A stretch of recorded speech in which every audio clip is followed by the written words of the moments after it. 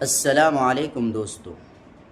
اللہ کے نبی صلی اللہ علیہ وسلم نے ارشاد فرمایا کہ رمضان کا مہینہ صبر کا مہینہ ہے اور صبر کا بدلہ اور ثواب جنت ہے۔ اسی طرح یہ مہینہ حسن سلوک کا مہینہ ہے، غمخواری کا مہینہ ہے، اور اس مہینے میں اللہ تبارک و تعالی مومن کا رزق بڑھا دیتا ہے۔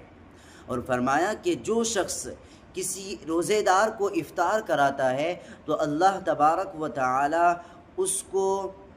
جہنم سے بچاتا ہے اور اس کے تمام گناہ معاف فرما دیتا ہے، اور اس کو جہنم سے آزادی کا پروانہ مل جاتا ہے، اور روزے دار کے ثواب میں کمی کیے بغیر اللہ تبارک و تعالی افطار کرانے والے کو اتنا ہی ثواب عطا فرماتا ہے جتنا کہ روزے دار کو ثواب ملتا ہے۔ تو افطار کی فضیلت بے شک ہے، اور یہ بہت بڑی فضیلت ہے۔ صحابہ کرام جب یہ فضیلت سنیں تو صحابہ کرام نے کہا کہ ہم میں سے بہت سے ایسے لوگ ہیں اللہ کے نبی کہ ہمارے پاس اتنی چیزیں نہیں ہیں کہ ہم لوگوں کو افطار کرائیں۔ تو اللہ کے نبی صلی اللہ علیہ وسلم نے فرمایا کہ پیٹ بھر کر افطاری کرانے کی کوئی ضرورت نہیں ہے۔ اللہ کے نبی صلی اللہ علیہ وسلم نے فرمایا کہ اس کا مطلب یہ نہیں کہ پیٹ بھر کر ہی افطاری کرائے، بلکہ اگر کوئی شخص ایک کھجور اور پانی اور چھوارے ہی کھلا دے یا ایک گلاس لسی ہی پلا دے تو اللہ تبارک و تعالیٰ اس کو یہ اجر و ثواب عطا فرماتا ہے۔ تو افطاری کی بے شمار فضیلت ہے افطاری کرانے کی، لیکن آج امت کو کیا ہو گیا؟ آج امت افطاری پارٹی کے نام سے بہت بڑے خسارے کے طرف، گناہ کے طرف بڑھ رہے ہیں۔ سوشل میڈیا میں چھوڑ رہے ہیں، لوگوں کو بتاتے پھرتے ہیں کہ آج میری طرف سے افطار پارٹی ہے، اور اس میں اپنی دعوت میں ایسے لوگوں کو بلاتے ہیں جن کو روزے سے کوئی تعلق نہیں، جو روزے سے نہیں ہوتے ہیں، جن کا پیٹ گلے تک بھرا ہوا ہوتا ہے، اور ڈکار لیتے ہوئے وہ آپ کی دعوت میں آتے ہیں۔ ایسے لوگوں کو دعوت میں بلایا جاتا ہے۔ بتاؤ ایسے لوگوں کو کھلا کر کے کیا ثواب ملے گا؟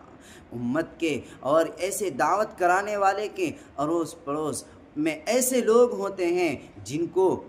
کھجور اور پانی کے علاوہ کچھ نہیں ملتا۔ ایسے لوگوں کی طرف ہماری توجہ اور ہمارا دھیان نہیں جاتا ہے۔ ہم یا تو اپنے سے بڑے لوگوں کو بلاتے ہیں یا پھر ہم اپنے برابر کے لوگوں کو بلاتے ہیں۔ یاد رکھنا، اگر آپ اپنے سے بڑے لوگوں کو بلاؤ گے، اپنے سے بڑھ کر عہدے میں بڑے اور اسی طرح مال و دولت میں بڑے شخص کو اپنی دعوت میں بلاؤ گے تو یہ آ کر کے تمہاری دعوت میں نقص نکالیں گے، کمیاں نکالیں گے، خامیاں نکال کر کے یہ کہیں گے کہ بھائی ہم تو یہ سوچ کر کے آیا تھا کہ آپ کی دعوت میں، آپ کی افطاری میں فلاں چیز کھانے پینے کو ملے گی، لیکن آپ نے ہمارے گمان کے مطابق افطاری تیاری کرائی نہیں۔ یہ آ کر کے آپ کی افطاری میں کمیاں نکالیں گے۔ لیکن یہی کھجور پانی، یہی افطاری اگر کسی غریب کو کھلایا جائے، کسی ضرورت مند کو دے دیا جائے تو فرماتے ہیں کہ وہ لوگ ان کی زبان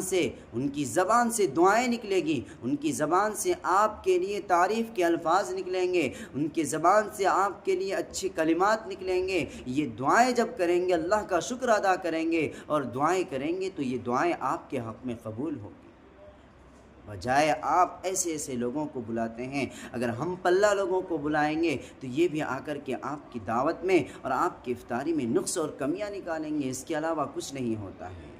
غریبوں کو بلاؤ، کھلاؤ، ضرورت مند کو کھلاؤ تو آپ کو اس کا ثواب بھی ملے گا۔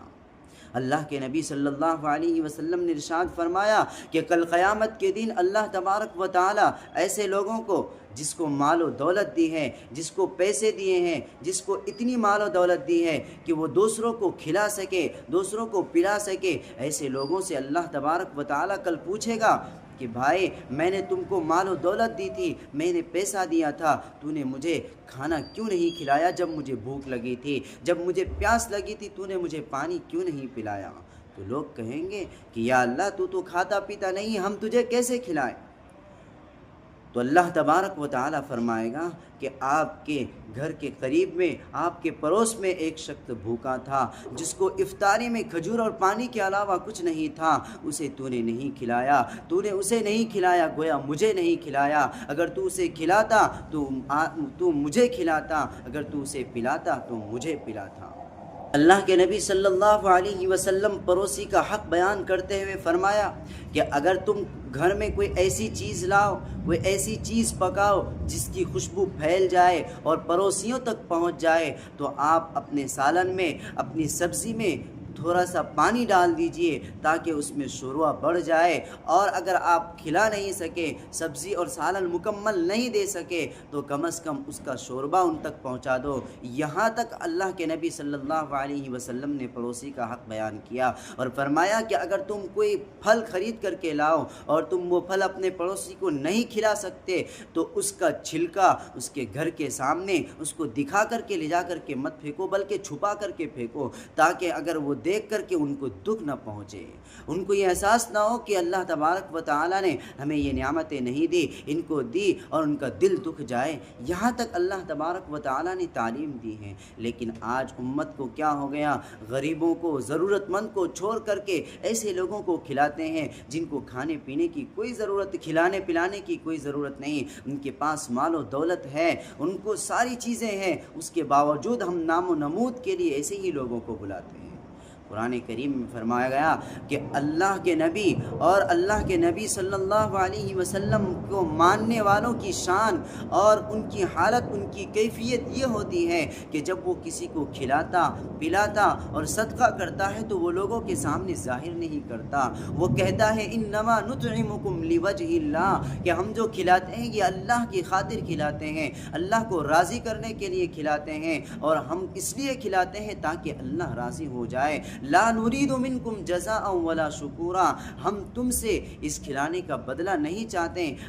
ہمیں تم سے کوئی واسطہ نہیں، کوئی مطلب نہیں، ہم تو کھلاتے ہیں رضائے الہی کے لیے۔ نو تھینکس، نو شکریہ، یہ چیزیں ہیں امت محمدیہ کی خصوصیت یہ ہے۔ اور آج ہم تھوڑا سا کھلاتے ہیں، تھوڑی سی افطاری کراتے ہیں تو ہم سوشل میڈیا میں چھوڑتے ہیں، اعلان کرتے ہیں، اور یہ ساری چیزیں شائع کرتے ہیں، دوسروں تک پہنچاتے ہیں، دکھاوا کرتے ہیں کہ دیکھو آج میری طرف سے افطار پارٹی ہے۔ ایسا مت کرے، رضائے الہی کی خاطر خرچ کریں۔ آپ خرچ بھی کر رہے ہیں، آپ کو ثواب بھی نہ ملے تو کیا فائدہ؟ آپ خرچ کریں اور ثواب بھی ملے تو اس کے لیے طریقہ ہے کہ آپ ضرورت مندوں کو کھلائیں، جن کو ضرورت ہے ان کو کھلائیں۔ اللہ تبارک و تعالی ہم تمام کو عمل کی توفیق عطا فرمائے، آمین۔